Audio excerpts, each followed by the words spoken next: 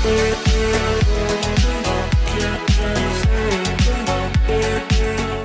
Students, welcome to future education. मैं आपका science teacher विवेक sir और आज आपके लिए मैं लेकर आया हूँ chapter 10 human I and the colourful world के कुछ इंपॉर्टेंट शॉर्ट टाइप क्वेश्चन है। जैसा कि हमने पिछले वीडियो में इसी चैप्टर के एमसीक्यूज किए थे, सो इस वीडियो में हम इसी चैप्टर के शॉर्ट टाइप क्वेश्चन आंसर्स करने जा रहे हैं। सो चलिए शुरू करते हैं। पहला question, what is the function of iris in the human I? Iris का फंक्शन क्या होता है? सो आइरिस का बेसिकली फंक्शन होता है, आइरिस कंट्रोल करता है साइज ऑफ प्यूपिल को और ये रेगुलेट भी करता है कि कितने अमाउंट में लाइट एंटर हो हमारे आईज से।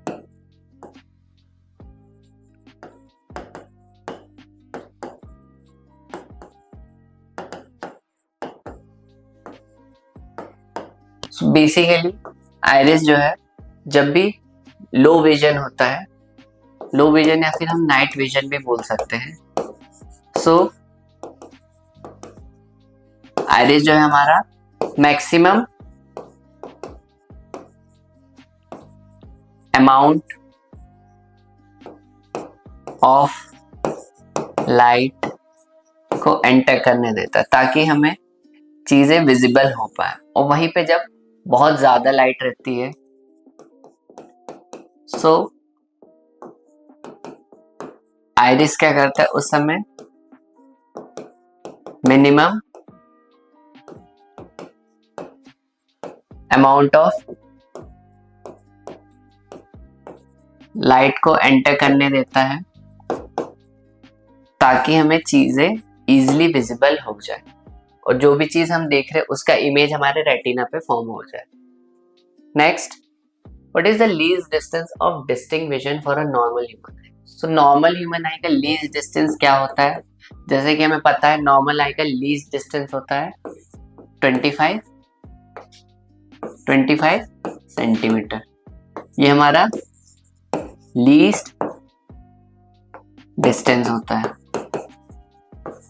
और वही हमारा फार डिस्टेंस, मतलब कहां तक हम देख सकते हैं, सो ये होता है हमारा infinity. Next question, why does a hypermetropic person have difficulty in seeing near by object? Hypermetropia में अगर किसी पर्सन को हाइपरमेट्रोपिया डिफेक्ट है उसके विजन में, सो उसको क्यों डिफिकल्टी होती है नियर बाय ऑब्जेक्ट देखने में? जैसा कि हमें पता है हाइपरमेट्रोपिया का दूसरा नाम भी है, हाइपरमेट्रोपिया का दूसरा नाम है फार साइटेडनेस। फार साइटेडनेस मतलब इसमें हमें दूर की चीजें इजीली विजिबल होती है, far object are clearly visible, whereas we can't see nearby object, में पास की चीजें नहीं दिखती हैं। सो हाइपरमेट्रोपिया, जिसे हम फार साइटेडनेस भी बोलते हैं, एक पर्सन को डिफिकल्टी होती है पास की चीजें देखने में क्योंकि जो इमेज है वो फॉर्म होती है हमारी बिहाइंड द रेटिना, मतलब हमारे रेटिना के पीछे जो है इमेज फॉर्म होती है।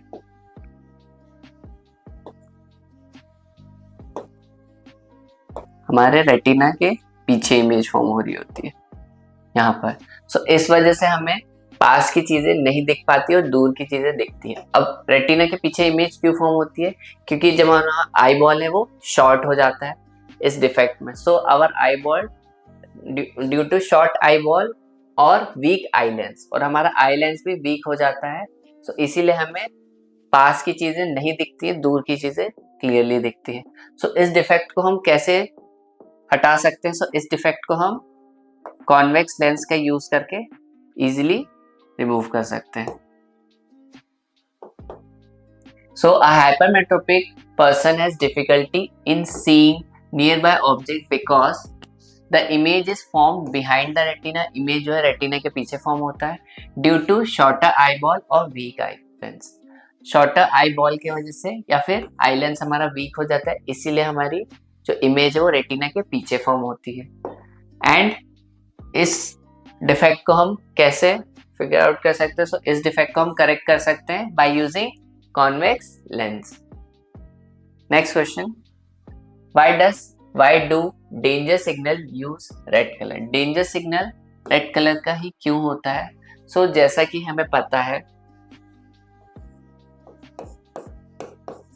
वेब क्योर एक पैटर्न होता है, V for violet,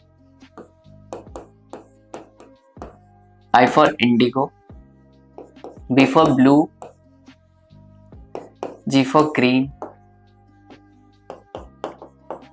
Y for yellow, O for orange, R for red। जैसा कि हमें पता है रेड कलर जो है उसकी मैक्सिमम वेवलेंथ होती है और वहीं पर जो वॉयलेट कलर है उसकी मिनिमम वेवलेंथ होती है। सो मैक्सिमम वेवलेंथ के वजह से ही जो है हमें रेड कलर बहुत दूर से दिख जाता है, इसलिए जो सिग्नल भी है वो रेड कलर के इजीली हमें विजिबल हो जाते हैं बहुत दूर से। So red light is used in danger signal because it has the longest wavelength and is least scatter by atmospheric particles. So ये लीस्ट स्कैटर भी होता है। लीस्ट स्कैटर क्यों होता है? क्योंकि इसकी मिनिमम फ्रीक्वेंसी होती है।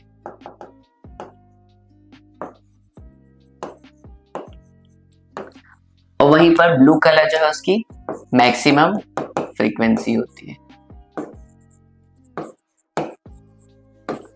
सो जो हमारा रेड कलर है वो लीस्ट स्कैटर्ड होता है और ब्लू, वॉयलेट, इंडिगो ये कलर हमारे सबसे ज्यादा स्कैटर होते हैं क्योंकि इनकी फ्रीक्वेंसी सबसे ज्यादा होती है। So we can easily see red colour from a long distance. इसी रीजन की वजह से हम रेड कलर को बहुत दूर से देख पाते हैं। Next question, what is the function of retina in the human I? So retina का बेसिकली फंक्शन क्या होता है? जैसा कि हमें पता है रेटिना में जो है लाइट सेंसिटिव सेल्स होते हैं। लाइट सेंसिटिव सेल्स जो होते हैं वो होते हैं rods and cones. So rods का बेसिकली काम क्या होता है? रॉड्स का बेसिकली काम होता है ये नाइट में हमें चीजें इजीली विजिबल हो जाए। सो ये एक तरीके का नाइट विजन भी होता है।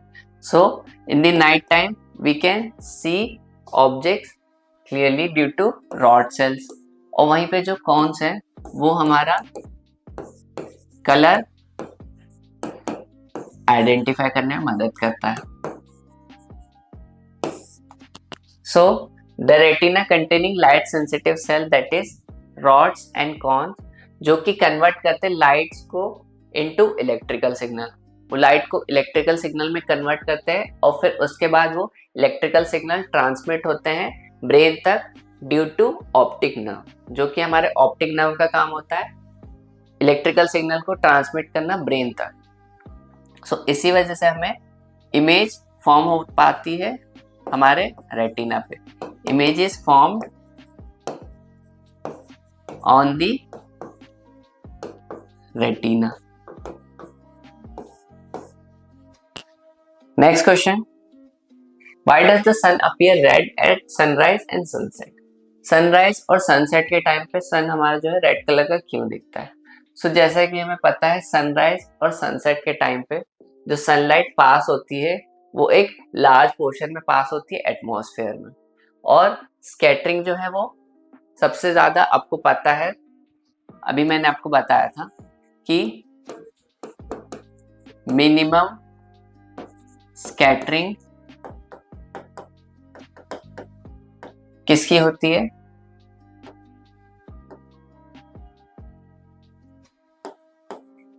रेड कलर की, एंड मैक्सिमम स्कैटरिंग होती है हमारी ब्लू कलर की। अब जो है रेड कलर की मिनिमम स्कैटरिंग क्यों होती है? रेड कलर की मिनिमम स्कैटरिंग इसलिए होती है क्योंकि इसकी जो वेवलेंथ है वो बहुत कम होती है।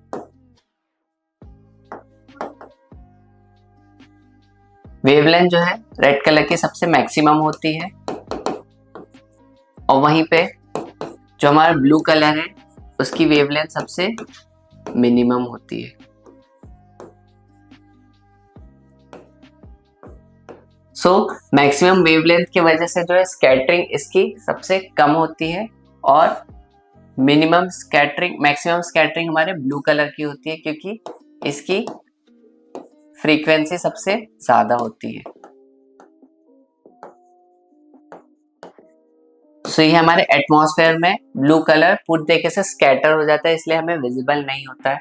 वहीं पे जो रेड कलर है हमारा, उसकी स्कैटरिंग कम होती है, इसीलिए हमारा जो सन है वो रेड कलर का दिखता है और हमारा जो लाइन ऑफ साइट है उसमें हमें रेड कलर ही विजिबल होता है।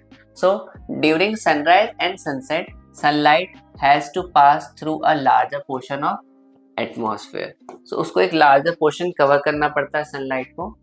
Scattering shorter wavelength blue. So जो है स्कैटरिंग जो है शॉर्टर वेवलेंथ, जो कि हमें पता है शॉर्टर वेवलेंथ मतलब मिनिमम वेवलेंथ सबसे कम किसकी होती है? ब्लू कलर की। वो हमारे लाइन ऑफ साइट से बाहर हो जाती है, सो इसलिए हमें ब्लू कलर नहीं दिखता है। And allowing only the longer wavelength, और सबसे ज्यादा वेवलेंथ होती है हमारे रेड कलर की। सो इसीलिए रेड कलर को वो अलाउ करता है ताकि वो हमारे आंखों तक विजिबल हो पाए। इसलिए जो है हमारा सन रेड कलर का दिखता है सनराइज और सनसेट के टाइम। सो ये थे हमारे chapter 10 human I and the colourful world के कुछ important short type question. I hope कि आपको समझ में आए होंगे। अगर आपको कोई भी डाउट या क्वेरी हो तो हमें कमेंट सेक्शन में पूछ सकते हैं। आगे हम इसी चैप्टर से रिलेटेड कुछ important long type question answers की सीरीज भी लेकर आएंगे। सो हमारे चैनल फीकी एजुकेशन से जुड़े रहे और हमें लाइक एंड सब्सक्राइब करें। Thank you.